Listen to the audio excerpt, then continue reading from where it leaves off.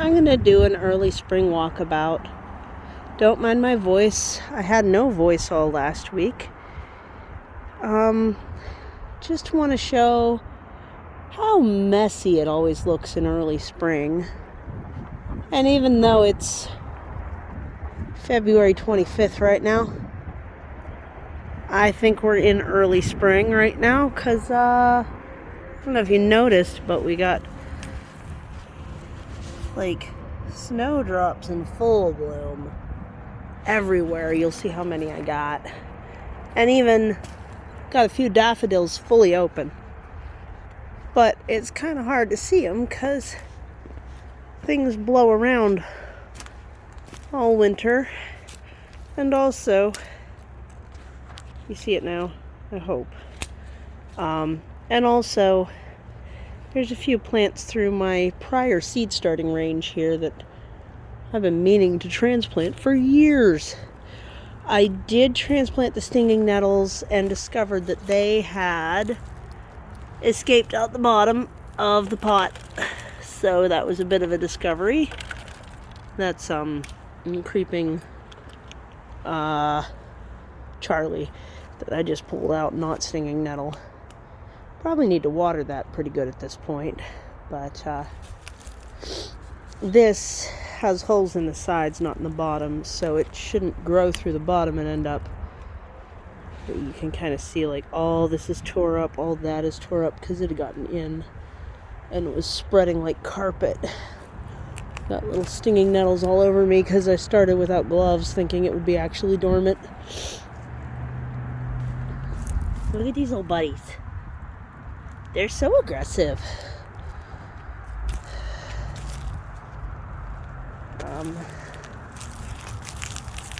This is the red twig dogwoods.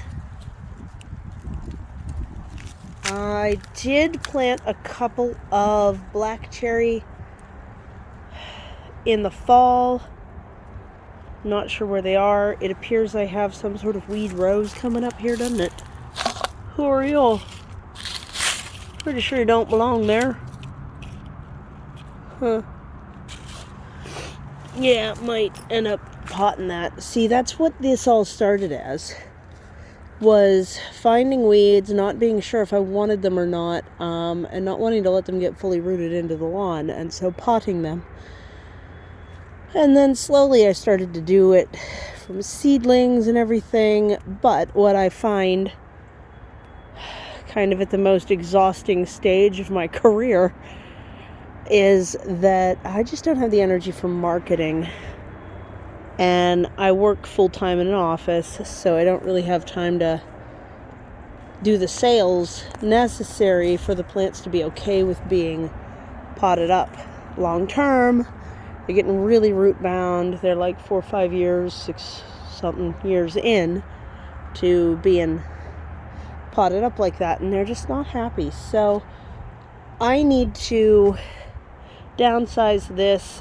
Part of the decision for that came when I realized I had nowhere to like test my tent. I would love to have the tent here, even though the daffodils, yeah, so I started pulling out my rows of pot in pot. It's easy enough to replant it all. Completely not a big deal in the long run. If I eventually, when I retire, I would love to do, instead of having to do the marketing and the sales and the following up with people, which I suck at or just don't like, one or the other, maybe a combination of both.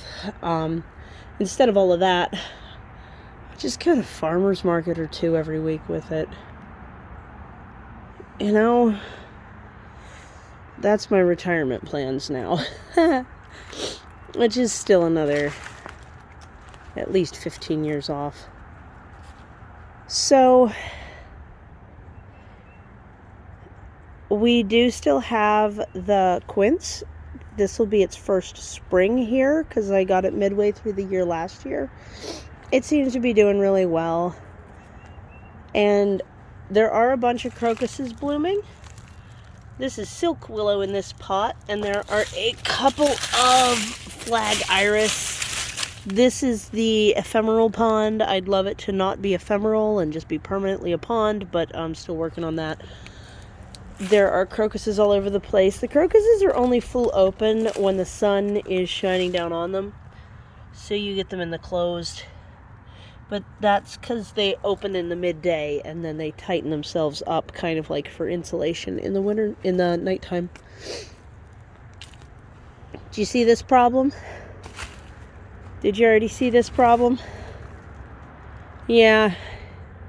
I've moved several rocks. There's a pile here. And I'm working on doing like a composting toilet out front the shed. There's so much projects to do, but I want to move some rocks around, basically. And maybe return this to more of a slope with like a stopper at the bottom so I don't have to deal with this in the future. Either this happens from water sinking in behind it and pushing it. So as the soil settled, it moved out. Originally, this was at a nice angle like this about 22 or so years ago. With the guy who built it, who wasn't me. No, he didn't do it right. Am I going to do it right either? Probably not. So I can't really fault him on that. Yeah, so with the thornless raspberries that are in pots along here, I'm going to transplant those in along. Everything's such a mess. The compost just gets dug out by the raccoons all winter.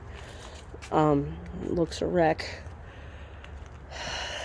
Up in here is where I want to put those thornless raspberries because the deer and everything walk by and eat it.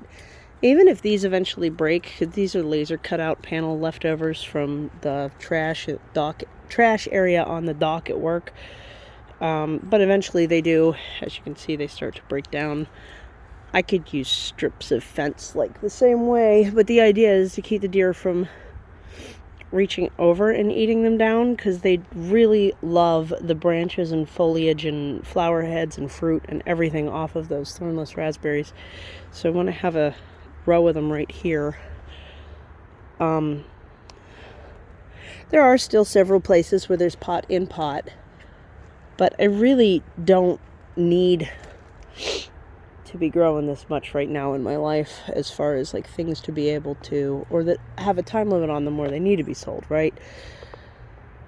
So instead of deal with that, I'm gonna do from home. With the black cherries that I planted with the elderberry up there, I am planning to coppice those the same way that I do with the ash that are right there.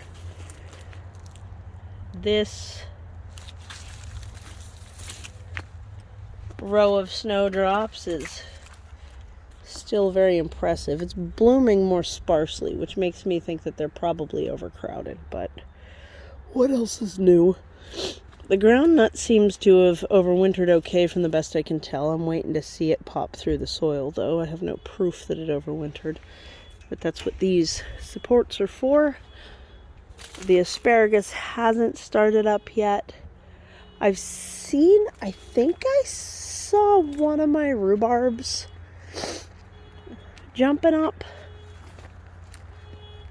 Like just the leaves. Ooh. This needs cleared out. These are pretty much just annuals down here. Lift it up a little bit to get them closer to the sunlight. They do fall in the shade of the house because the sun path in the summer it goes straight up over like this. In the winter it goes like that. So the back of the house here doesn't get a whole lot of sun in the wintertime. In the summer it gets afternoon, which is pretty scorching hot and kind of makes up for it. Yeah, here we go. Can you see the rhubarb there? Pretty sure that's rhubarb. On the other hand, it could be stinkhorn mushrooms, because I've had those lately too. Yeah, no, those are definitely rhubarb. Look at them. There's the leaves. Yeah, pretty sure. Yeah, they got a little scorched by the temperature changes. It's been 70 to 25, like, within a 12-hour period lately, so they get damaged by that because they're like, oh, it's summertime, ouch. But the bulbs, like daffodils, snowdrops, crocuses, they're all designed for this. They're Dutch. They can take it. If you look down this row, you can see that my desire to have the path a certain width is causing problems for a lot of the bulbs I have along the edge here. I really don't want to deal with shipping. I suppose I could if I need to, but just, if anybody really wants bulbs, you got to be ready for a lot of them. I hate packing things up and having to ship them. That's the other part. Like, I'd rather sell locally. I don't know. Anyway, so I got more bulbs than what I can handle by far. I had a friend ask for bulbs, and she ended up with 150 of them. She was so excited, though. She's gonna just have a bulb explosion like I do. Probably this year. Can't wait to hear how it goes. Yeah. This area, I put a purple sand plum and that low-growing thornless raspberry in this tire here. I think it's going to be a decent little guild. Kind of hoping that the vetches keep growing for, like, the nitrogen fixation, but it looks like I'm going to have to transplant some in or pick a different nitrogen thingy for that. Or just use bird poo. Use some of their bedding. Over here, the thornless blackberries are climbing this, and they're doing great here. They are doing really good. I'm glad I put a support in for them because they were arching and re-rooting, trying to build like a fortress. So now I can just stick them in that fence thing, and they don't tip root, because when they arch over and then the other end touches the ground, they root, and then it's a whole new plant with a branch in between, so it's like a fence. But no thorns, so again, the animals love eating them. And then this is another one. It's Illinois mulberry. Everbearing mulberry is another term. It's Illinoensis is the advertised, at least, as the end word in the botanical name. But again, the deer were eating the crap out of it, and you can see that some bunnies got in. So another thing I'm doing to help reduce the animal damage is letting snake root grow everywhere, and you can really see that it helped a lot. Because I planted some here and all around the plum, and last year the plum got eaten down so bad. Now, I do think it has bacterial canker, and I don't really have a solution to that. I mean, take a look at that. I do think it has bacterial canker, and I think my sweet cherry here does too. But it didn't get eaten by deer, so that's a start, you know. So yeah, the stone fruits has really been struggling from disease here, and I just haven't been succeeding at mitigating that. I'm trying to switch to native stone fruits to kind of help, because they're more resistant to what goes around this area. This is the columnar apple. Seems to have overwintered really well. It's got a lot of spurs. I'm just hoping that I actually get the fruit off of it this year, because it didn't. I think it fruits every other year, so last year it didn't even try. It came with a little baby apple on it, but then the chipmunks, it was like down like 4 inches from the ground when it did, though, and the chipmunks took it before it was even close to ripe, while it was still like golf ball sized. So yeah. This is the down the street reservoir elderberry. I've got one of those in each corner right now, I think. Wait, no, there's one over there in the far corner. One here. That might be it, but I keep saying I want to move it, but I better do that this year or I'm going to not be able to. I want to put it here. So, I don't know, goals, right? There's a lot of self-reseeders through here, so I do have to be careful on how I clean it up so I don't rip out all of the seeds from the things that dropped their seeds the year before. But it has been nice. When I pull these little weeds, I've been giving them to the quail. Did we stop and say hi to the quail? I don't even remember. They've been out in their aviary all winter, and it's not been a very severe winter, so it's not been too bad. It was exhausting at first because it took me a while to figure out how I was going to handle water, but I've got this extension cord coming, and then there's just like a bird bath. It's huge, really. It's about that long and this wide, but inside of there, and I set it on a bowl that later shattered, but when it gets below 40, that little heater kicks in, and with the lid on, it keeps it warm enough. The top freezes, but the bottom seems to be staying drinkable for them. And it's sitting on top of a porcelain bowl that it did shatter, but at least it didn't get a chance to like melt the plastic. And then I've been putting the weeds right here for them. They don't really care. Quail are really not interested in anything other than food out of like a bin, and I find that pretty annoying because it would be really nice if they were a bit better at composting. Hi, Splotch. Yeah, so the quail are pretty happy. I had to put the lids back on their food containers because the dampness gets in there and then it just kind of like doesn't fall. And I also did end up eventually putting a roof. It's the floor tarp from a tent that I had, 25 years ago, that got chewed up by mice in the tent and or in the shed here, and it had just sat in a corner of the shed ever since, because that's the kind of person I am. And then I just got these things. Looks like I lost one over here. See what I mean? Like that's there, but the toggly thingy isn't there. I don't know where that would have gone. These are very like little kid hair tie technology sort of attachment points, but it seems I lost one. I don't know if it launched itself and I'll turn it up later, or nobody comes up in my yard. I can't imagine anybody took it, but it's very weird that it's gone. So yeah, especially with the compost, I'm actually considering making like a hole somewhere that doesn't collect too much water by the foundation, but just making like a deep hole. Doesn't collect water by the foundation, but also is really convenient in the wintertime, because it would be nice to have like a worm bin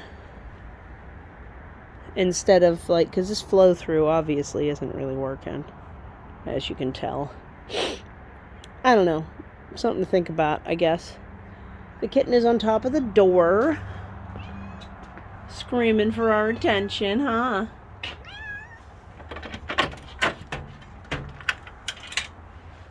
Huh? How are you, baby?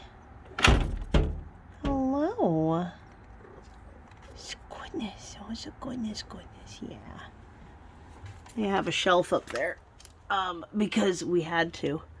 We absolutely had to. Because the baby was ripping the curtain rod down. The cliffside, I have not hardly been down it at all, but there are still functional stairs, and it's very accessible. So we'll go quickly take a look at that. It's going to be the first full-length tour in probably a freaking year, so may as well.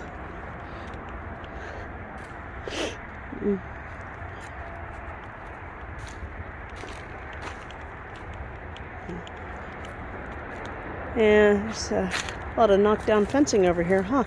Interesting. So, there's the stairs.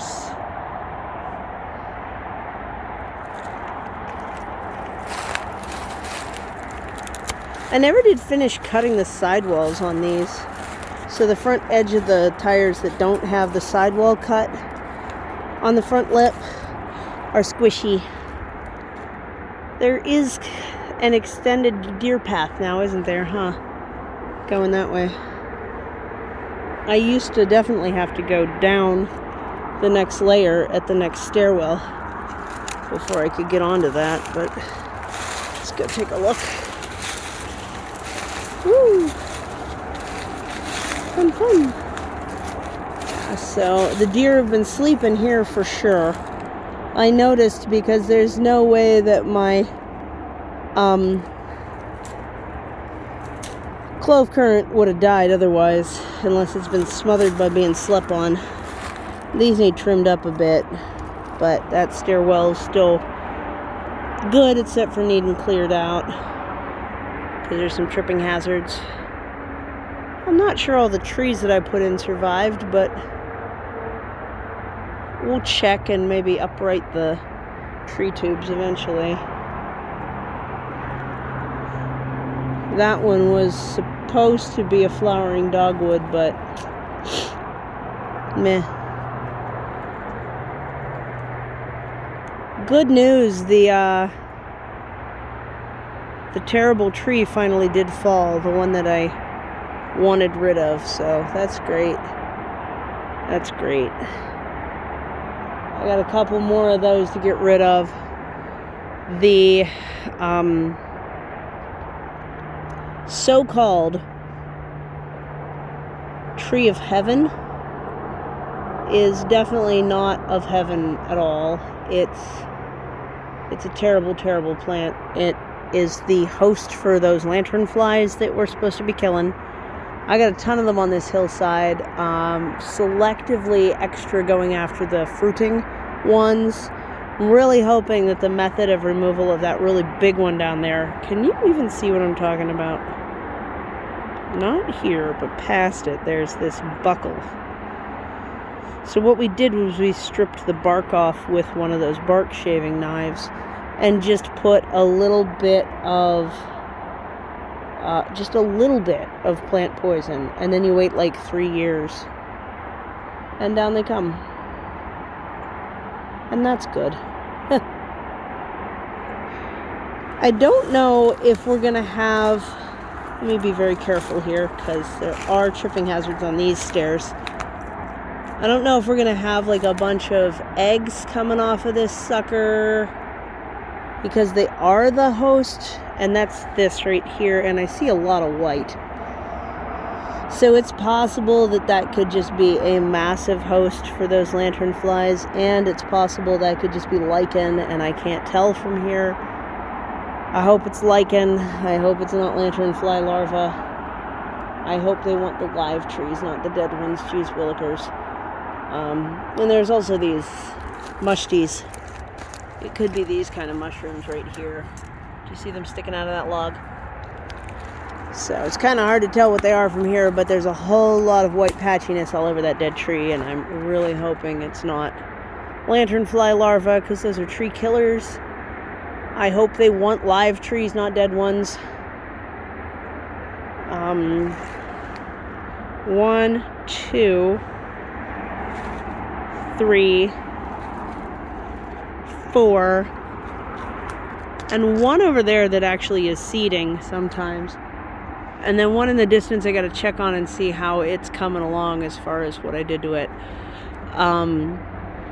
Those are all that awful tree of heaven. They stink. They exude toxins that kill everything around them.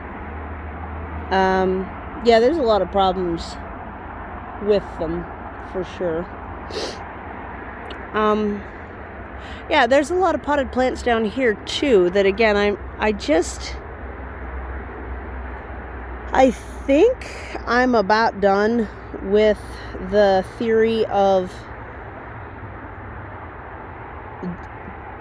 like potting plants for sales, at least until I'm no longer full-time office person, because it's just way too much.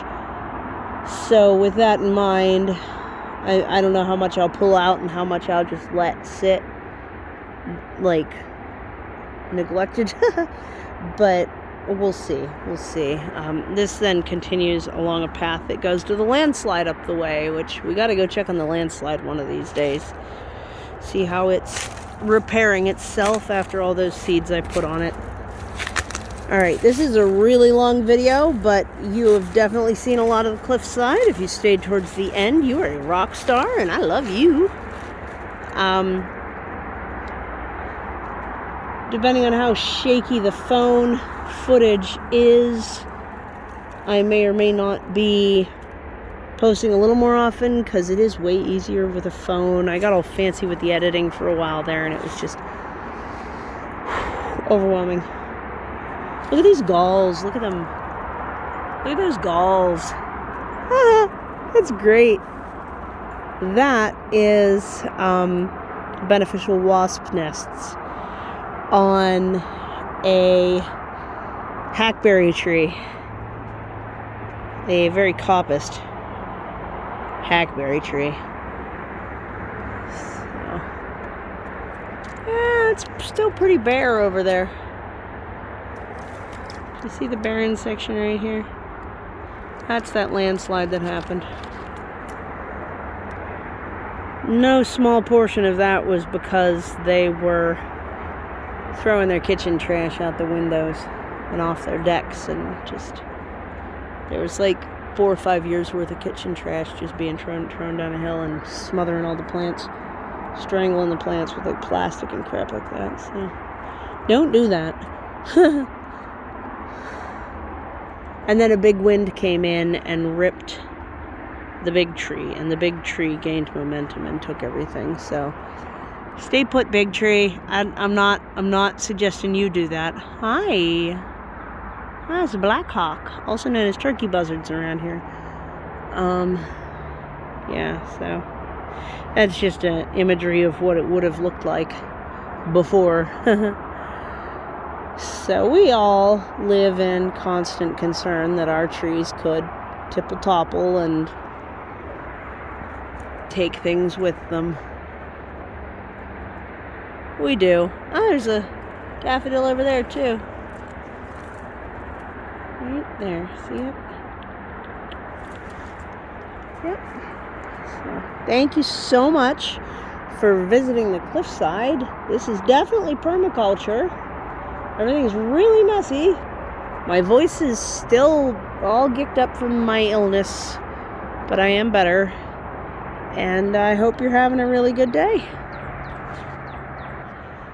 Take care. Bye.